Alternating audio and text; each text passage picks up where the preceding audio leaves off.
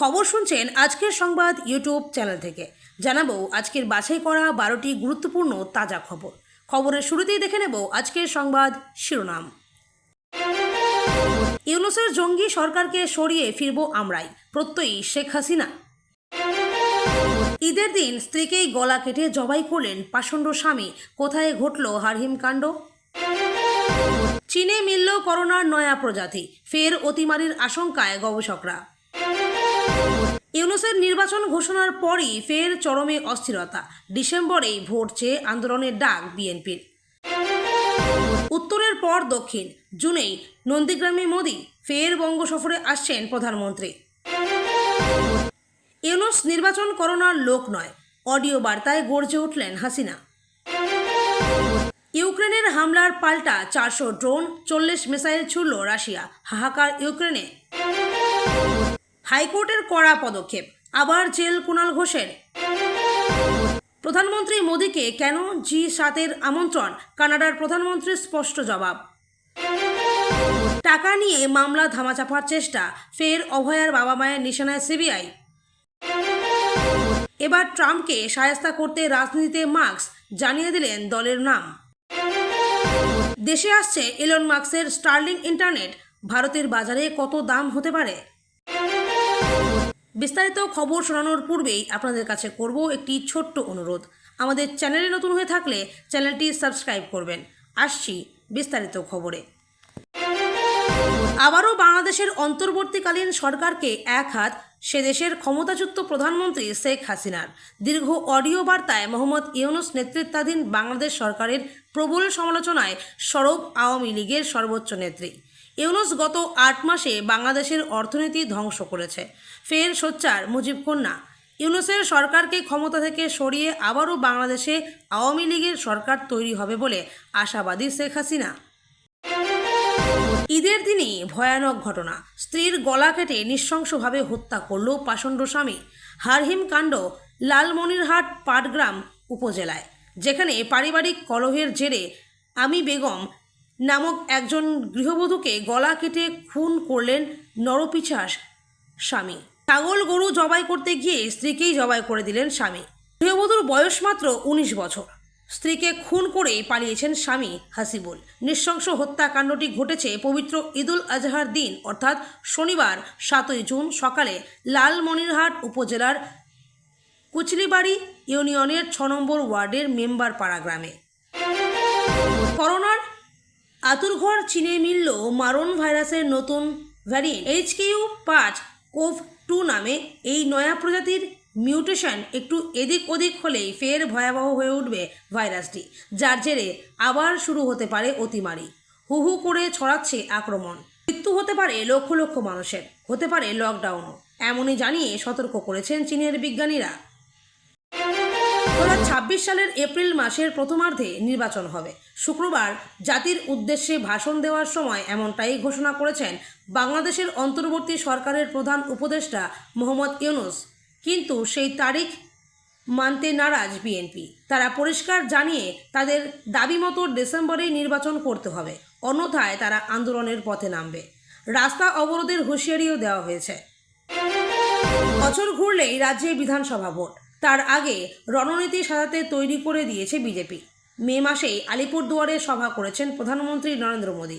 তার 48 ঘন্টার মধ্যেই কলকাতায় আসেন কেন্দ্রীয় স্বরাষ্ট্রমন্ত্রী অমিত শাহ। পরপর 2 হাই ভোল্টেজ কর্মসূচির রেশ কাটতে না কাটতেই ফের বাংলায় আসছেন পিএম মোদী। চলতি জুন মাসেই তিনি রাজ্যে আসতে পারেন বলে খবর। ইতিমধ্যেই সামনে এসেছে দিন। শনিবার ফের সরব হলেন বাংলাদেশের প্রাক্তন প্রধানমন্ত্রী শেখ হাসিনা। অডিও বার্তায় ফের একবার মোহাম্মদ ইউনূসের বিরুদ্ধে ক্ষোভ উগরে দিয়েছেন তিনি। হাসিনার দাবি, ইউনূসের রাজত্বে জঙ্গিদের প্রশ্রয় দেওয়া হচ্ছে। মোহাম্মদ ইউনূস ভোট করাতে চান না বলেও দাবি করেছেন তিনি। শুক্রবার জাতির উদ্দেশ্যে ভাষণে বাংলাদেশের অন্তর্বর্তী সরকারের প্রধান উপদেষ্টা মোহাম্মদ ইউনূস ঘোষণা করেছেন 2026-এর এপ্রিল মাসের প্রথমার্ধে জাতীয় নির্বাচন হবে। এরপরই অডিও বার্তায় ক্ষোভ উগরে দিয়েছেন হাসিনা। তিনি বলেন, এই সরকার গোটা বাংলাদেশকে ধ্বংসের দিকে নিয়ে যাচ্ছে। আমি বলছি মোহাম্মদ ইউনূস নির্বাচন করানোর লোক নয়। আমাদের আমলে তো বাজেট বৃদ্ধি পেয়েছিল, এবার সেটাও কমে যাচ্ছে। আমাদের তৈরি করা সব প্রতিষ্ঠান ধ্বংস করে দিয়েছে। বাংলাদেশের আকাশ বাতাস জুড়ে শুধুই স্বজন হারানোর হাহাকার। এই সরকারের হাত থেকে বাংলাদেশকে মুক্ত করতে হবে। ইউক্রেনের ড্রোন হামলার পাল্টা আক্রমণ করল রাশিয়া। শুক্রবার রাতভর ইউক্রেনের একাধিক শহরে ড্রোন এবং মিসাইল হামলা চালিয়েছে মস্কো। অন্তত 400 ড্রোন এবং 40 মিসাইলের মাধ্যমে ইউক্রেনের 99 এলাকায় রাশিয়া হামলা চালিয়েছে বলে জানা গিয়েছে। হামলায় অন্তত 6 জনের মৃত্যু হয়েছে, আহত হয়েছেন প্রায় 80 জন। তৃণমূল কংগ্রেসের মুখপাত্র এবং প্রবীণ নেতা কুণাল ঘোষের বিরুদ্ধে আদালত অবমাননা মামলায় কলকাতা হাইকোর্টের তরফে রুল নোটিশ জারি করা হয়েছে। নারকেলডাঙ্গা থানার মাধ্যমে এই নোটিশ পাঠানো হয়েছে বলে সূত্র জানিয়েছে। আদালতের নির্দেশ অনুযায়ী আগামী 16 জুন সোমবার দুপুর 12:30 কুণাল ঘোষকে হাইকোর্টের 3 সদস্যের বিশেষ বেঞ্চের সামনে সশরীরে উপস্থিত হয়ে কারণ দর্শাতে হবে। কেন তাকে জেলে পাঠানো হবে না বা অন্য কোনো শাস্তি দেওয়া হবে না, এই ঘটনা রাজ্যের রাজনৈতিক মহলে তীব্র আলোড়ন সৃষ্টি করেছে। G7 শীর্ষ সম্মেলনে যোগদানের জন্য প্রধানমন্ত্রী নরেন্দ্র মোদীকে আমন্ত্রণ জানানোর পর কানাডার প্রধানমন্ত্রী মার্ক কার্নিকে তার নিজের দেশেই তীব্র প্রশ্নের মুখে পড়তে হয়েছে।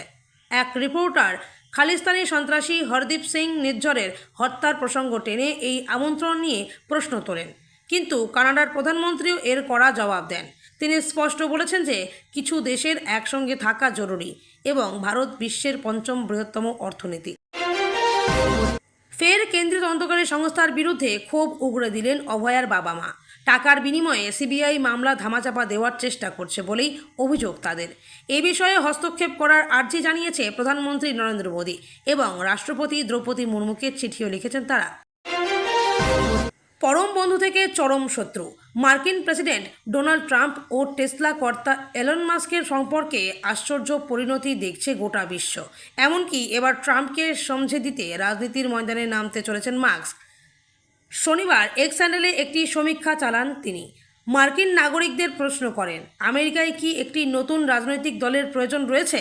তাৎপর্যপূর্ণ বিষয় হলো 80%-এরও বেশি মানুষ নতুন রাজনৈতিক দলের পক্ষে সওয়াল করেছেন। এখানেই শেষ নয়, নতুন দলের নামও জানিয়েছেন টেসলা কর্তা। কি সেই বৃহস্পতিবার নিজের মাইক্রো ব্লগিং সাইটে যে ভোটের ব্যবস্থা করেন মাস্ক, সেখানে 80.4% মানুষ নতুন রাজনৈতিক দলের পক্ষে রায় দেন। বিপরীতে ভোট দেন 19.6% মানুষ। এই ফলাফল সম্বলিত পোস্ট শেয়ার করে মাস্ক লেখেন, দ্য আমেরিকা পার্টি জল্পনা শুরু হয়েছে। দ্য আমেরিকা পার্টি মাস্কের নতুন দল, ভবিষ্যতে যা ট্রাম্পের রিপাবলিক দলের সঙ্গে লড়বে, যদিও এর মধ্যে একাধিক কিন্তু রয়ে গিয়েছে। ইন্টারনেট বিপ্লবের পথে ভারত। এলন মাস্ক এর স্টারলিং এবার ভারতেও চালু হতে চলেছে। দীর্ঘ প্রায় 3 বছর অপেক্ষার পর অবশেষে কেন্দ্রীয় টেলিকম মন্ত্রকের তরফে ব্যবসার ছাড়পত্র পেয়েছে মার্কিন ধনকুবের এলন মাস্কের স্যাটেলাইট ইন্টারনেট সংস্থা স্টারলিং। 2022 সাল থেকে এই লাইসেন্সের জন্য অপেক্ষা করছিল সংস্থাটি। ভারতে এই পরিষেবা এখনও চালু না হলেও অনুমান করা হচ্ছে আগামী 1 বছরের মধ্যেই স্টারলিং ইন্টারনেট পরিষেবা ভারতীয় বাজারে চলে আসবে। প্রাথমিকভাবে প্রতি সেকেন্ডে 600 থেকে 70 গিগাবাইট গতিতে ইন্টারনেট পরিষেবা পাওয়া যাবে বলে মনে করছেন প্রযুক্তি বিশেষজ্ঞরা।